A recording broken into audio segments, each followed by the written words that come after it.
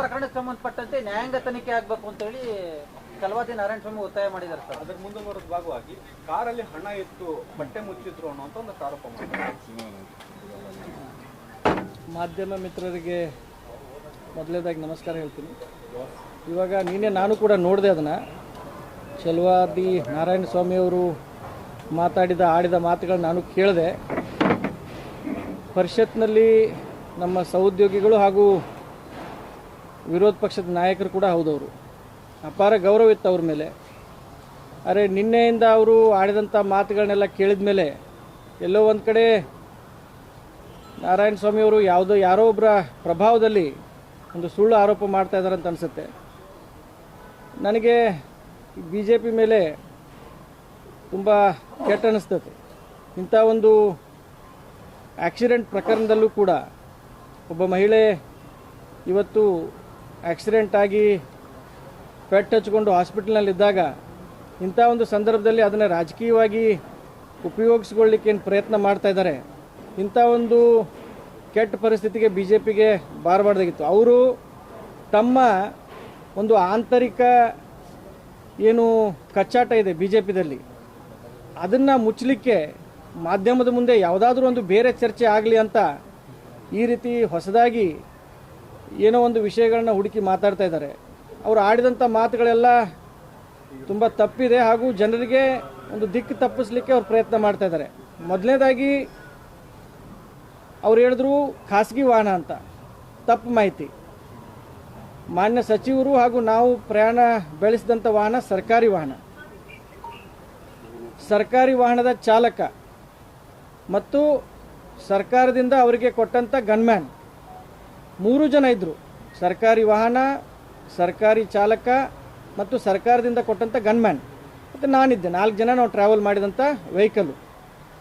ಮತ್ತು ನಾವು ತಡರಾತ್ರಿ ಆಗಿದ್ದರಿಂದ 11 ಗಂಟೆಗೆ ನಾವು ಏನು ಬೆಳಗ್ಗೆ ಸಂಕ್ರಾಂತಿಯ ಪೂಜೆ ನಾವು ಮನೆಯವ್ರ ಜೊತೆ ಅಟೆಂಡ್ ಮಾಡಬೇಕು, ದೇವಸ್ಥಾನಕ್ಕೆ ಹೋಗ್ಬೇಕಂತ ಒಂದು ಕಾರ್ಯಕ್ರಮ ಆಗಿದ್ದರಿಂದ ಇನ್ನು 11 ಗಂಟೆಗೆ ಎಸ್ಕಾಟ್ಗೆ ಹೇಳೋದು ಬೇಡ, 11 ಗಂಟೆ ಲೇಟ್ ಆಗಿದೆ, ನಾವು ಮನೆಗೆ ಪ್ರಯಾಣ ಮಾಡೋಣ ಅಂತ ಬಿಟ್ಟಿದ್ದು.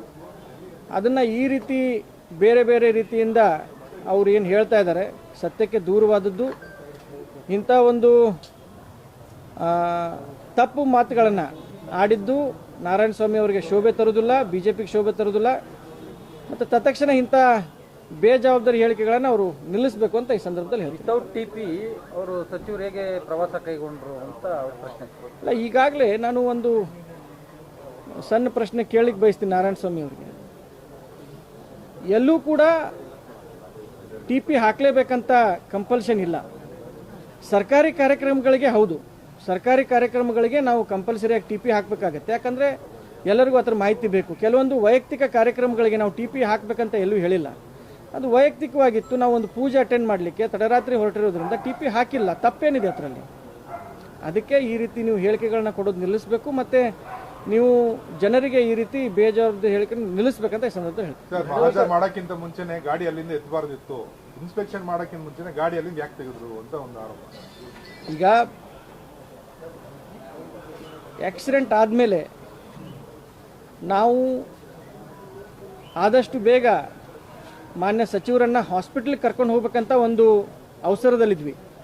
ಅಂಥ ಒಂದು ಸಂದರ್ಭದಲ್ಲಿ ಈ ವೆಹಿಕಲ್ನ ಮಹಾಜರ ಮಾಡಿಸ್ಬೇಕು, ಕಂಪ್ಲೇಂಟ್ ಕೊಡಬೇಕು, ಪೊಲೀಸರಿಗೆ ತಿಳಿಸ್ಬೇಕು, ಇನ್ನುಳಿದಂಥ ಎಲ್ಲರಿಗೂ ತಿಳಿಸ್ಬೇಕಂತ ತಲೆಯಲ್ಲಿ ಬರಲ್ಲ.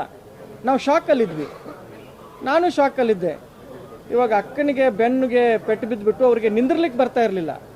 ಜನದ ರೋಡ್ ಮೇಲೆ ಮಲಗಿಸಿದ್ವಿ ಅವ್ರನ್ನ. ಲಿಟ್ರಲಿ ರೋಡ್ ಮೇಲೆ ಟವೆಲ್ ಹಾಸ್ಬಿಟ್ಟು ರೋಡ್ ಮೇಲೆ ಮಲಗಿಸಿದ್ವಿ.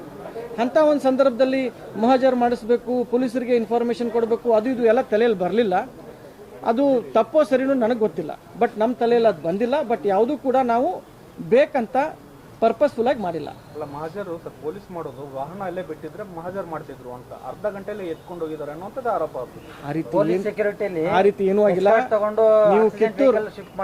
ನೀವು ಕಿತ್ತೂರು ಸರ್ಕಲ್ ಇನ್ಸ್ಪೆಕ್ಟರ್ಗೆ ಫೋನ್ ಮಾಡಿ ಇನ್ಫಾರ್ಮೇಷನ್ ಯಾರು ಕೊಟ್ಟಿದ್ದು ಅಂತ ಕೇಳಿ.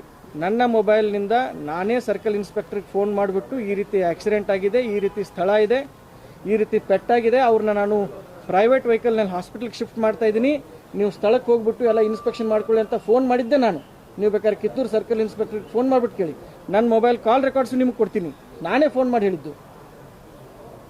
ನಾವೇನಕ್ಕೆ ನಾನೇ ಫೋನ್ ಮಾಡಿಬಿಟ್ಟು ನಾವು ಹೇಗೆ ಮರೆಮಾಚಲಿಕ್ಕೆ ಬರುತ್ತೆ? ಪ್ರೊಸೀಜರ್ ಅಲ್ಲಿ ಈಗ ವೆಹಿಕಲ್ ಆಕ್ಸಿಡೆಂಟ್ ಇನ್ವಾಲ್ವ್ ಆಗಿದ್ರೆ ಅಲ್ಲಿ ಮಾಜಾರ್ ಮಾಡ್ತಾರೆ, ಇಲ್ಲ ತೆಗೆದ್ರು ಪೊಲೀಸ್ ಸ್ಟೇಷನ್ ಹತ್ರ ಗಾಡಿ. ಅದೇ ಸರ್ ಹೇಳ್ದೆ ಅಲ್ಲ ಸರ್, ಇವಾಗ ಆಕ್ಸಿಡೆಂಟ್ ಆಗಿಬಿಟ್ಟು ಶಾಕಲ್ಲಿ ಪ್ರೊಸೀಜರ್ ಎಲ್ಲ ತಲೆಗೆ ಬರಲ್ಲ. ಇದು ಸುಮ್ಮನೆ ಆಗಿರೋದು, ಅಂದರೆ ನಾವು ಬೇಕಂತ ಏನೂ ಮಾಡಿಲ್ಲ. ಆಕ್ಸಿಡೆಂಟ್ ಆಗಿದೆ, ಅಲ್ಲಿ ಅಕ್ಕಪಕ್ಕ ಇದ್ದವರು ಟೋ ಚೇನ್ ತರಿಸಿದ್ದಾರೆ, ಗಾಡಿನ ಶೋರೂಮ್ ಕಳಿಸಿದ್ದಾರೆ. ಅವ್ರಿಗೂ ಅಷ್ಟು ತಲೆಗೆ ಬಂದಿಲ್ಲ, ಯಾವುದು ಬೇಕಂತ ಏನು ಮಾಡಿಲ್ಲ.